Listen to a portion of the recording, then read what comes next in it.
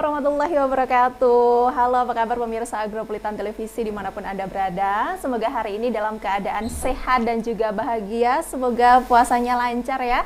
Amin. Pemirsa, hari ini kita bahas mengenai gaya hidup sehat selama Ramadan bersama dengan praktisi kesehatan yang sangat mahir di bidangnya. Saya perkenalkan untuk Anda ada Dr. Susana Indahpati. Kita sapa dahulu. Assalamualaikum warahmatullahi wabarakatuh, dokter. Waalaikumsalam warahmatullahi wabarakatuh. Sehat, dok, hari ini? Alhamdulillah, sehat luar biasa.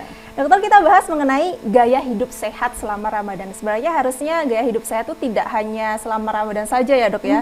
Tapi pastinya ada treatment-treatment khusus atau ada saran-saran khusus nantinya untuk orang-orang yang berpuasa di bulan Ramadan, seperti apa gaya hidup sehat yang sebenarnya begitu, dok. Kalau kita bicara puasa dan tidak puasa, apa yang membedakan dalam tubuh seorang manusia sih, dok, sebenarnya kalau puasa itu? Ya, yang jelas adalah kita harus bahagia dalam menyambut bulan suci Ramadan. Bulan suci Ramadan itu bulan di mana kita melakukan introspeksi diri, kita berupaya untuk menormalisasi gaya hidup kita kembali, gitu ya. Jadi banyak sekali makna puasa dari sisi kesehatan yang bisa kita dapatkan. Jadi puasa ini akan memberikan keadaan tubuh kita kembali ke keadaan yang normal, metabolismenya nanti akan menjadi berjalan lebih baik, kemudian nanti pola hidupnya juga akan menjadi lebih teratur, pola makannya juga dijaga, banyak sekali hikmahnya. Dok, kalau saya baca di medsos ini ya, puasa itu meriset tubuh kita gitu, mendetoks, itu betul? Betul seperti itu? Betul, betul, okay. betul. Jadi banyak penyakit-penyakit sebetulnya yang disebabkan karena kita lalai dalam menjalankan pola makan dan pola hidup. Nah, dengan puasa maka betul tadi akan terreset kembali. Gitu. Berarti apa, dok? Yang detox itu apa? Racun-racun kah? Atau kemudian penyakit-penyakit yang selama ini mungkin nantinya akan lebih parah atau seperti apa? Ya, kalau dari sisi kesehatan yang didetox adalah pertama mental kita pasti mental yang utama ya? Iya, sekarang kan lagi ngetren tuh kesehatan mental kan? Iya. Terus yang kedua adalah tubuh kita didetox, racun-racunnya dikeluarkan dengan puasa makan, puasa minum, puasa ngerokok, itu kan juga akan memperbaiki sistem tubuh kita. Kayaknya lebih berat puasa ngerokok itu, dok. Kalau saya lihat habit orang-orang di rumah ya, yang pertama kalau udah yang biasanya ngerokok tuh denger azan maghrib nggak langsung minum atau makan kurma atau apa, tapi langsung ngerokok tuh, dok. Itu gimana, dok? Harusnya seperti apa? Padahal bilangnya saya nggak bisa berhenti merokok ya, padahal bisa puasa tuh. Bisa tuh ya, dari subuh sampai maghrib tuh bisa. Tergantung dari niat mestinya. Oke. Tapi kalau untuk orang yang merokok ini kan berarti juga mengalami detox juga ya, dok? Iya, setidaknya dengan tidak berpuasa selama 12 sampai 14 jam sehari, maka tubuh akan menetralisir racun-racun yang masuk dalam tubuh kita melalui asap rokok itu dengan beberapa faktor ya. Jadi paru-parunya menjadi lebih bersih, menghirup udara menjadi lebih bersih gitu kan. Jadi dalam jangka waktu 12 sampai 14 jam itu tidak ada asupan racun yang masuk ke dalam tubuh, itu luar biasa. Dan peredaran darah menjadi lebih lancar. Darah itu akan membersihkan tubuh kita melalui alirannya. Jadi oksigen yang kita masukkan ke dalam tubuh, kita hirup, masuk ke dalam paru-paru, ikut aliran darah, di dalam organ tubuh akan bertukar dengan CO2 yang ada di dalam tubuh. CO2-nya dibawa lagi oleh aliran darah ke dalam paru-paru, ditukar lagi dengan oksigen yang baru. Nah, itu yang terjadi pada saat puasa. tidak ada racun-racun yang mengkontaminasi itu gitu. Jadi luar biasa. Setidaknya selama puasa tidak merokok lah, Dok. Paling enggak ya, meskipun waktu berbuka dan sahur juga terus tuh. Dokter, kalau kita bicara tadi keteraturan yang dokter bilang begitu ya, makan minumnya itu kan teratur, jam-jamnya itu kan teratur jadinya. Dari sebelum Ramadan kemudian masuk di bulan Ramadan itu kan teratur ya, Dok. Jam 3 ya kita sahur jam segitu atau mendekati imsak begitu. Nah, bagi kita ini, Dok, masyarakat awam begitu ya, minum itu kan harusnya 8 gelas per hari. Itu benarkah seperti itu, Dok? Atau minimal, tergantung apa, Dok?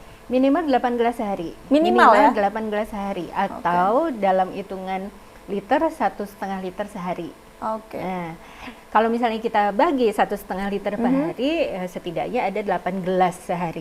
Bagaimana kalau bulan puasa itu kita bisa 2 gelas pada saat sahur, pada saat bangun tidur mau sahur minum air putih, setelah sahur kita minum lagi air putih, kemudian pada saat malam hari kita minum 4 gelas, dan pada saat berbuka 2 gelas. Minum air dulu pada saat berbuka, Allahumma lakas sumtu gitu ya, kemudian makan sesuatu yang manis sesuai sunnahnya. Kemudian sholat maghrib, setelah sholat maghrib baru makan besar, setelah makan besar minum lagi air putih. Dan sepanjang malam sampai menjelang tidur 4 gelas. Jadi total 8 gelas. 242 ya? Oke, 2 gelas di kala sahur, 2 gelasnya dibuka, 4 gelasnya waktu sepanjang malam itu. 242, banyak ya, Dok ya? Kalau kita nggak puasa kan kayaknya 8 hari tuh 8 gelas. 8 gelas tuh banyak juga. Kalau di Batu kan dingin ya, Dok. Kayaknya kalau misalnya hari yang panas gitu masih bisa. Kalau itu memang harus wajib minum. Atau seperti apa? Minum seharusnya tidak hanya menunggu haus. Oh gitu? Iya. Minum tidak harus menunggu haus. Iya. Oke, memenuhi cairan. Memenuhi cairan supaya tidak terjadi dehidrasi. Dokter, kalau untuk orang-orang yang punya penyakit khusus begitu, apakah juga minumnya 8 gelas atau seperti apa? Tergantung ya, jadi kita ngelihat dulu kondisi tubuhnya, terutama untuk penyakit-penyakit jantung dan penyakit ginjal, itu memang harus dengan arahan dari dokter. Dokter gitu ya. Dokter, kalau kita buka puasa nih, Dok, biasanya kan katanya disunahkan yang manis-manis. Kita makannya kurma, minumnya es buah, kayak gitu, Dok, takjil gorengan gitu. Nah, kalau gaya hidup sehat tuh harusnya seperti apa, Dok, kalau waktu berbuka? Ya, tetap kurangi yang manis-manis, manis secukupnya saja, kurangi karbo, tapi perbanyak karbohidrat, sayur dan buah. Karbohidrat, sayur dan buah. Tapi lapar mata, Dok, biasanya. Waktu ngabuburit tuh. Iya, ngabuburit semuanya dibeli, semuanya dibeli. Tapi waktu mau makan, wah begah ternyata. Yang dimakan dikit. Karena perutnya kaget. Selama 12 jam kita puasa, perutnya nggak diisi apa-apa, tiba-tiba langsung dimasukin banyak makanan, kaget perutnya. Sakit mah jadinya gitu kan. Sakit mah jadinya. Oh, gara-gara itu berarti ya. Bukan gara-gara puasanya. Bukan gara-gara puasanya, jangan nyalahin puasanya. Iya, Dok, biasanya wah saya nggak kuat puasa nih karena saya punya GERD gitu. Enggak ya, Dok? Justru nanti dengan puasa akan sembuh, percaya deh. Dengan puasa akan sembuh. Ya. Diatur makannya, diatur apa yang masuk ke dalam tubuhnya diatur. Cara makannya diatur. Kalau harus dengan obatnya minumnya harus betul begitu. Dengan berpuasa, orang yang punya penyakit MAH atau GERD ya, lambung itu sembuh dengan berpuasa. Wah, saya baru tahu loh, Dok, ini. Jadi kalau alasan ya saya nggak mau puasa karena saya punya asam lambung itu salah ya. Berarti yang penting adalah diatur itu tadi ya. Sesuai dengan aturan begitu. Semuanya tergantung dari niatnya. Semua tergantung dari niatnya. Oke. Dokter, untuk orang-orang yang minum obat waktu berpuasa gimana, Dok? Nah, ada penyakit-penyakit tertentu yang dia harus minum obat teratur, gitu kan? Terutama untuk orang-orang dengan penyakit-penyakit kronis seperti hipertensi, diabetes, penyakit jantung. Itu kan orang-orang yang memang harus long lasting dia minum obat. Ya. Nah, gimana cara ngaturnya?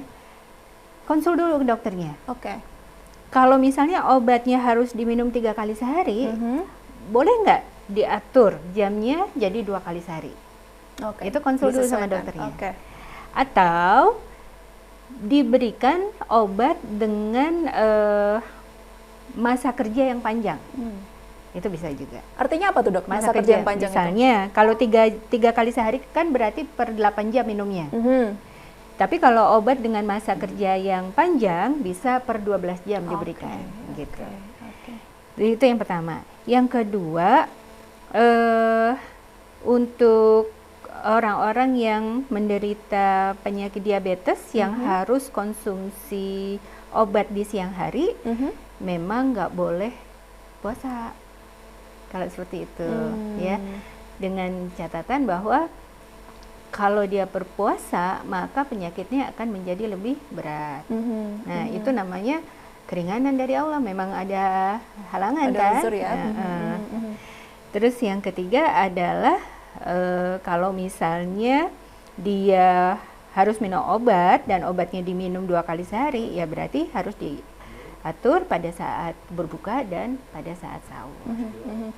Nanti usai jeda ya dok, saya ingin tanya apakah ada treatment yang berbeda untuk orang di usia lansia maupun muda begitu ya?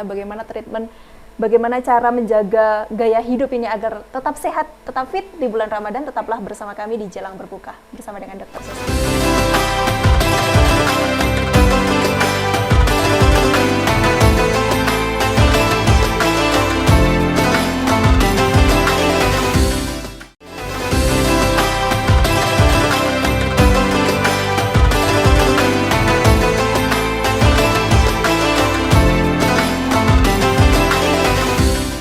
Terima kasih pemirsa, Anda masih bersama kami di Jelang Berbuka. Sambil kita menunggu azan maghrib dan juga berbuka, kita hari ini bahas insya Allah bermanfaat ya untuk kita semua, gaya hidup sehat selama Ramadan bersama dengan praktisi kesehatan Dr. Susana Indahwati.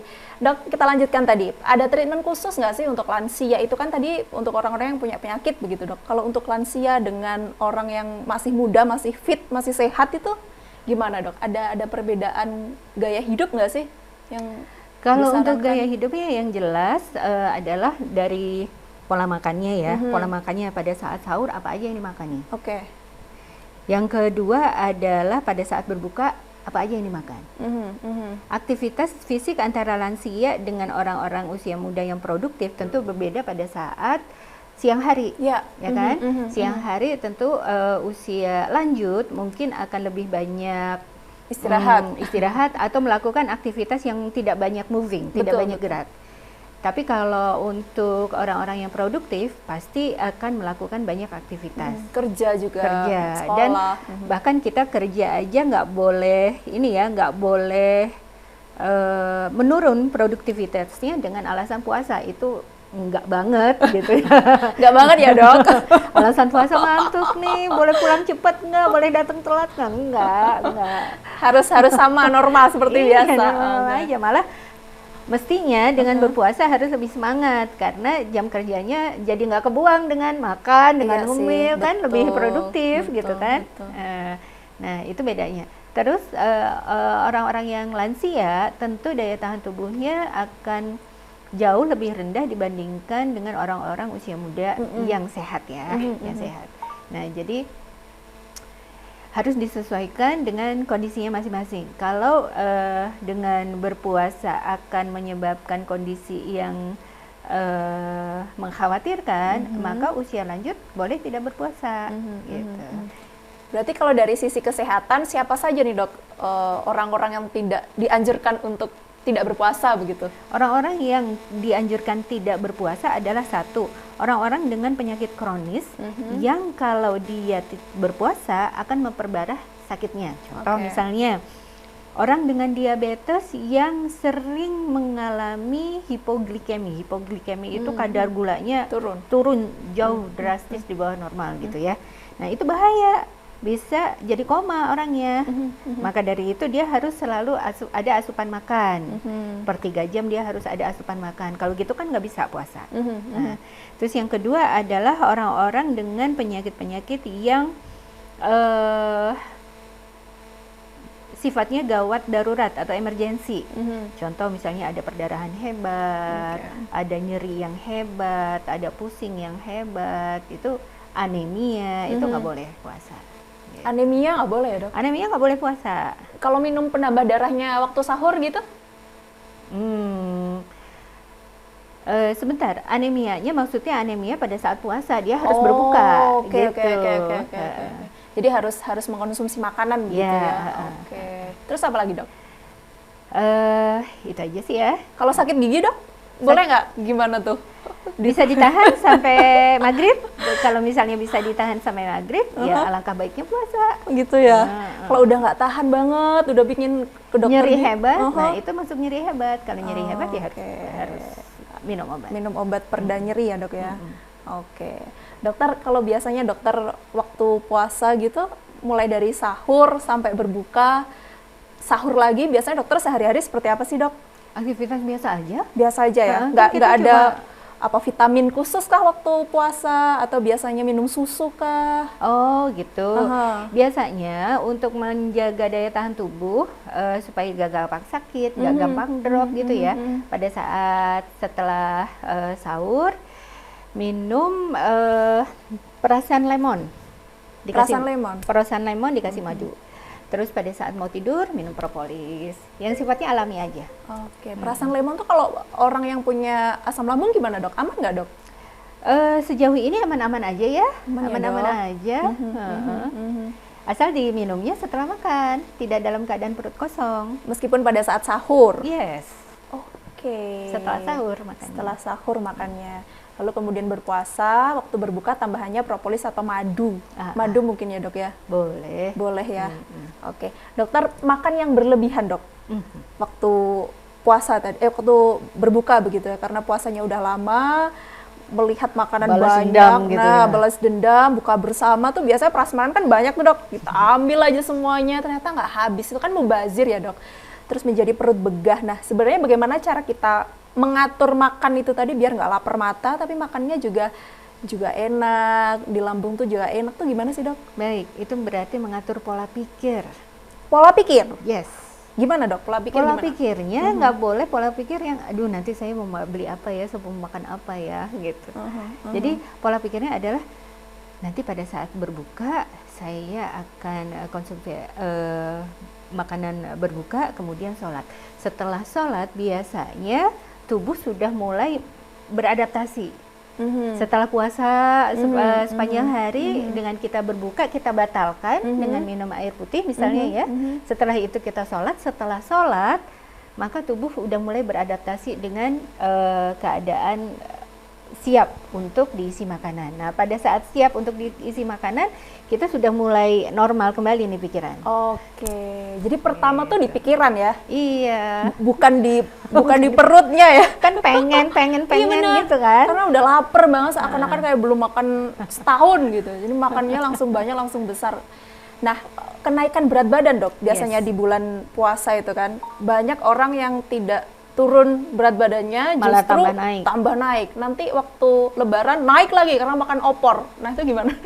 Karena pada saat berbuka puasa, dibukanya terlalu banyak asupan karbohidrat dan gula. Oke. Padahal di sepanjang malam aktivitas kita berkurang, ya kan? Jadi pembakaran karbohidratnya, pembakaran gulanya tidak ada di malam hari, sehingga akan numpuk di bawah kulit menjadi lemak. Itu yang menyebabkan berat badan kita menjadi tinggi, menjadi naik pada saat puasa. Kan pengennya gitu, saya pengennya puasa turun berat badannya, tapi yang dimakan manis-manis. Saya pengen diet alami dengan berpuasa gitu. Iya, buka puasanya manis-manis, manis banget lagi. Ternyata tambah gendut gitu. Nah itu tadi dok, aktivitasnya kan berkurang waktu malam hari. Nah kalau kita bakar karbohidrat sama gulanya ini dengan olahraga, gimana dok? Olahraga di masa bulan Ramadan bisa kita lakukan, alangkah lebih baik dilakukan pada saat menjelang berbuka atau setelah berbuka. Menjelang berbuka atau setelah berbuka? Ya. Karena apa? Karena dikhawatirkan kalau dengan kita berolahraga kan kita haus. Kalau itu dilakukan di pagi hari atau siang hari, kita tidak bisa mengganti keringat kita dengan minum. Tapi pada saat kita berolahraga menjelang puasa, pada saat kita setelah berkeringat, kita memerlukan rehidrasi, pas pada saat adzan maghrib, pas minum air. Gitu. Jadi pagi-pagi atau siang-siang dianjurkan tidak berolahraga. Tidak melakukan olahraganya aktivitas fisik yang menyebabkan dehidrasi. dehidrasi. Takutnya nanti buka siang-siang ya dok, jadi setengah hari dok. Jadi olahraganya itu menjelang berbuka, dan atau setelah berbuka. Kalau setelah tarawih gitu dok, nggak apa-apa ya?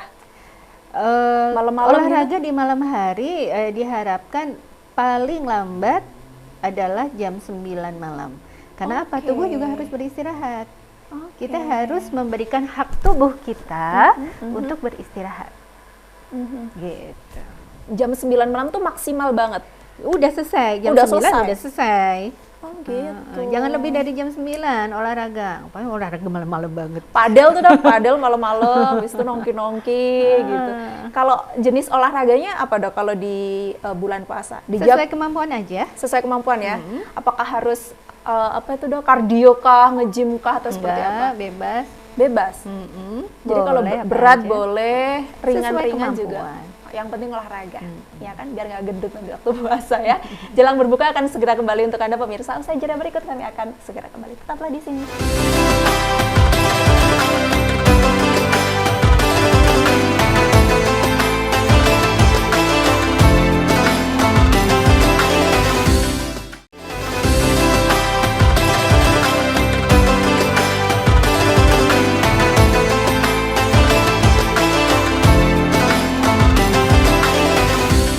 Terima kasih pemirsa, Anda masih bersama kami di Jelang Berbuka, Gaya Hidup Sehat di bulan Ramadan bersama dengan Dr. Susana Indahwati.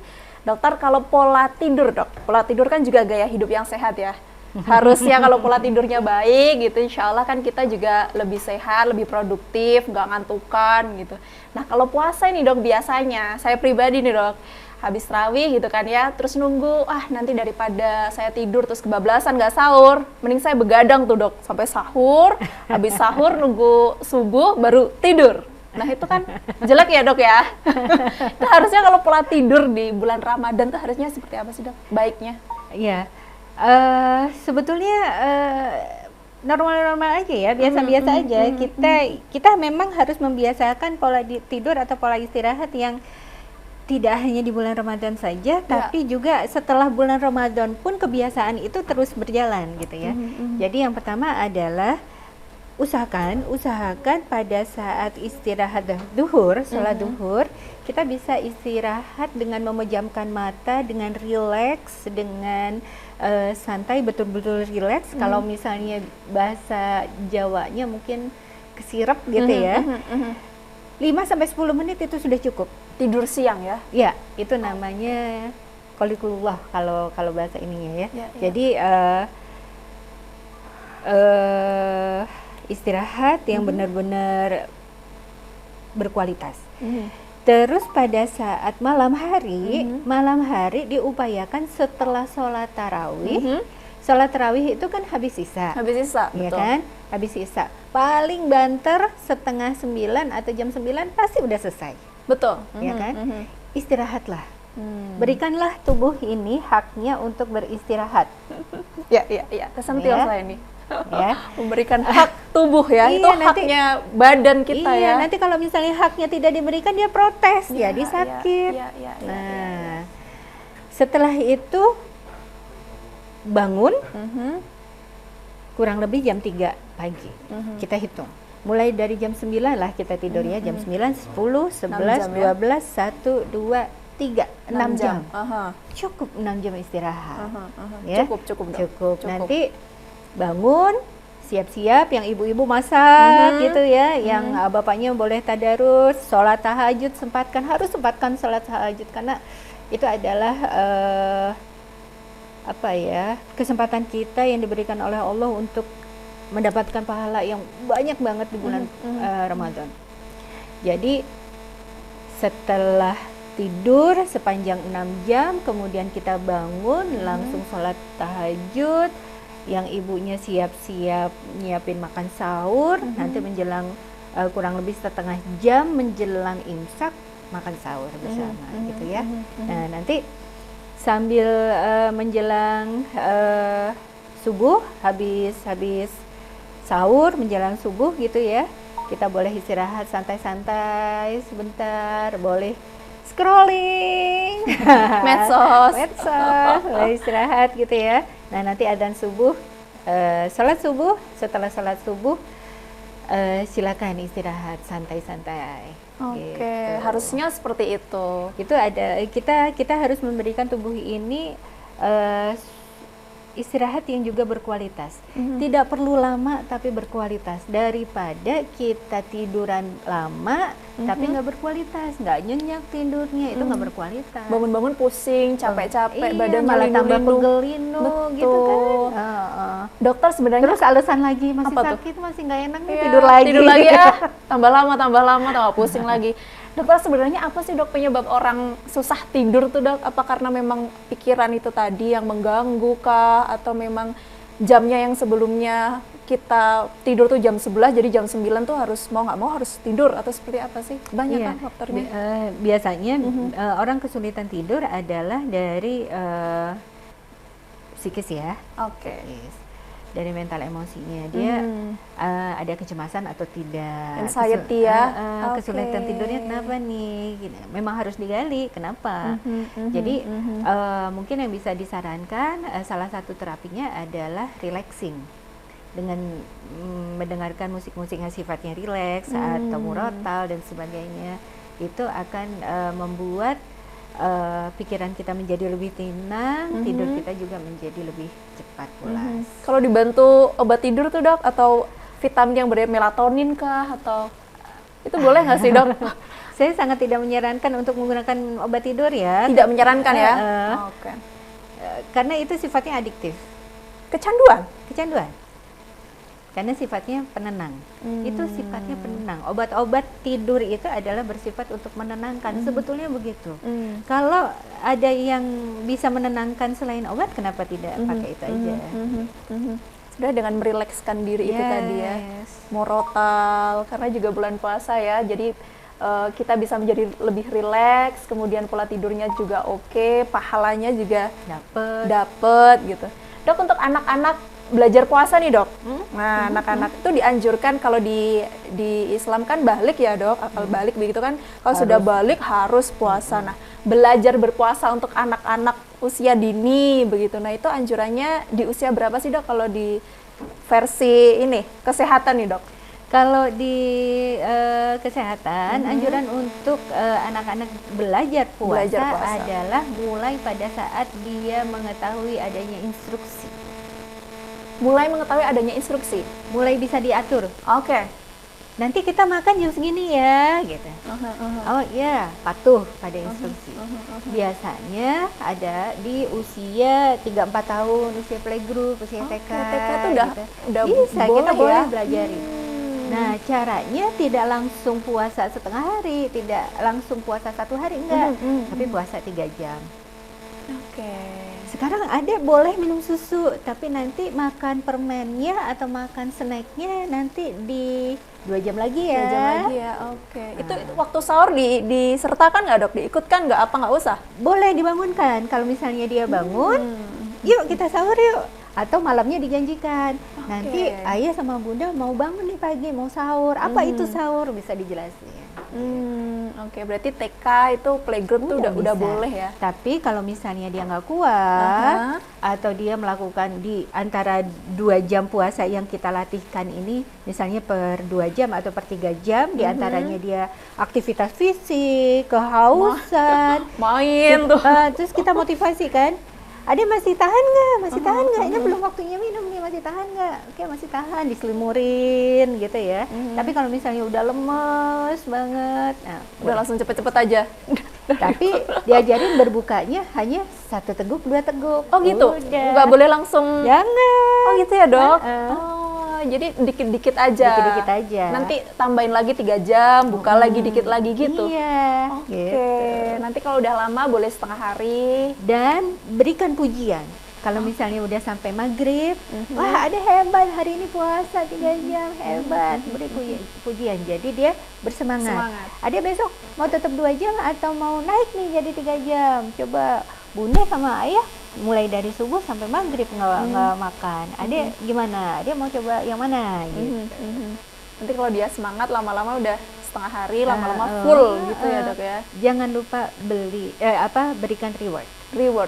Reward dan juga pujian tadi ya. Iya. Oke, usai jeda berikut pemirsa ini ya, nanti di segmen terakhir gaya hidup sehat selama Ramadan. Kalau untuk ibu yang hamil dan menyusui seperti apa? Usai jeda kami akan segera kembali untuk Anda. Tetaplah di Jelang Berbuka.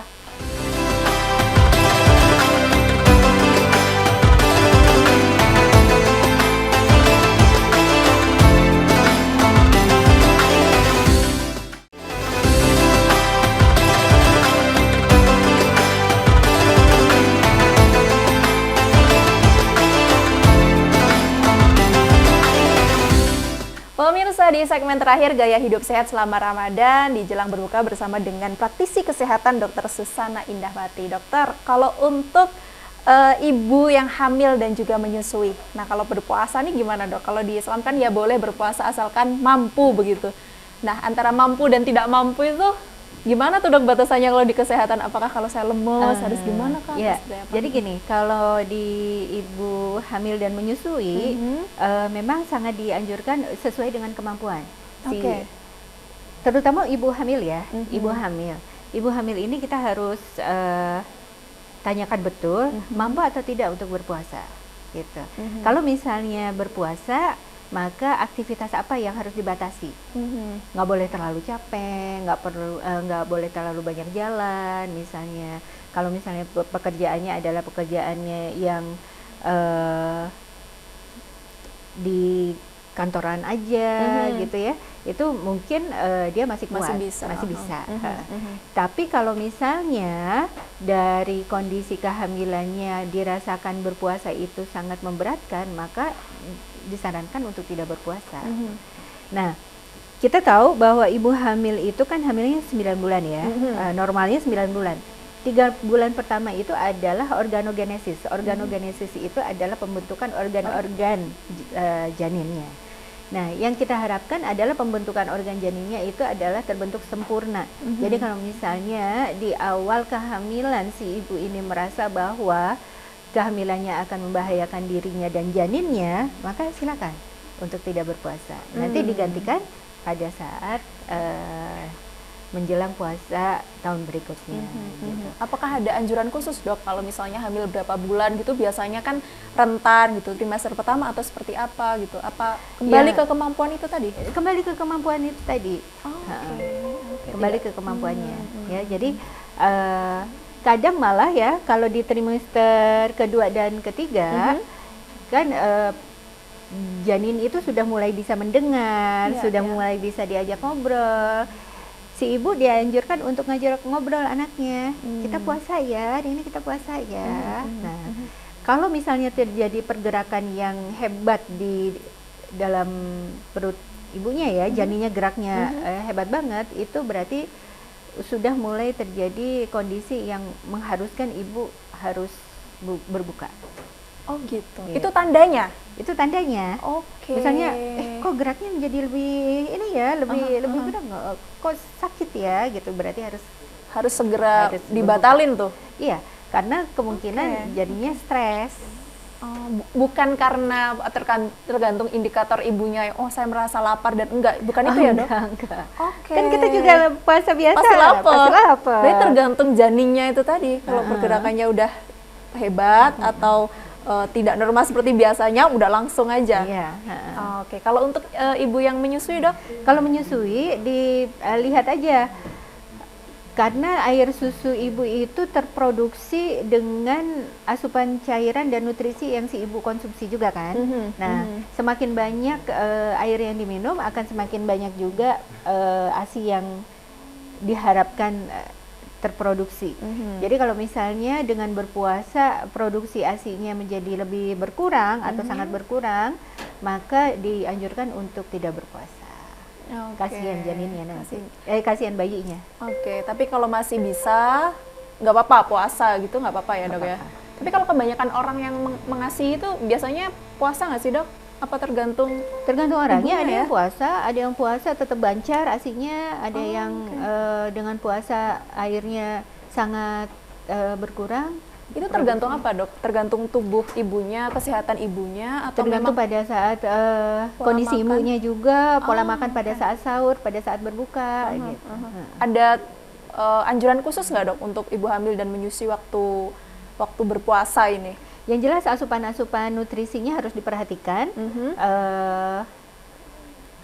Harus ada karbohidrat yang cukup, protein, vitamin, mineral itu harus cukup, dan sangat dianjurkan untuk ditambah dengan suplemen, biasanya begitu. Suplemennya apa dok? Suplemennya macam-macam, yang ada kandungan multivitamin, Asam folatnya gitu-gitu ya, harus tercukupi semua. Iya. Yang penting tergantung dirinya itu tadi ya, mendengarkan tubuh. Yang paling penting adalah kita harus paham sign tanda-tanda warning dari tubuh kita sendiri. Betul. Jadi nggak boleh memaksakan. Tubuh kita ini kerasa nggak kuat, nggak boleh dipaksakan karena itu warning. Demi pahala gitu. Nanti Nanti ya malah pasalnya ya. malah Membahayakan. zolim terhadap diri Iya, sendiri, iya, nggak boleh. Iya. Dari mendengarkan tubuh kita sendiri, Yes, ada dengarkanlah tanda-tanda tubuhmu. itu tadi. Oke, Dokter Susana Indahwati, terakhir dok, dari dokter pesan-pesan kepada pemirsa ATV yang hari ini menyaksikan kita gaya hidup sehat selama bulan Ramadan, monggo. Iya. Pemirsa, puasa di bulan Ramadan tentu kita niatkan untuk meningkatkan ibadah kita dan lebih untuk mereset tubuh kita menjadi lebih baik. Dan dari sisi kesehatan jelas puasa ini akan lebih meningkatkan tingkat kesehatan tubuh kita. Yuk tetap semangat menjalankan puasa, nggak boleh mempunyai alasan tidak kuat dalam menjalankan puasa dengan alasan apapun terkait kesehatan, kecuali kalau ada anjuran dari dokter untuk tidak berpuasa. Tetap semangat, mudah-mudahan kita bisa menjalankan puasa Ramadan ini dengan baik, dengan lancar, sehingga di akhir Ramadan nanti kita bisa mendapatkan keadaan yang fitrah.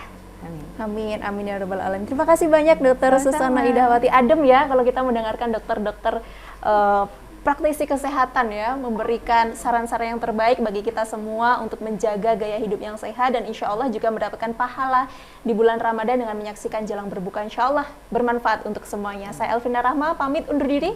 Kita ketemu lagi di jalang berbuka episode selanjutnya. Wallahul muwaffiq ila aqwamit thoriq. Wassalamualaikum warahmatullahi wabarakatuh. Sampai jumpa.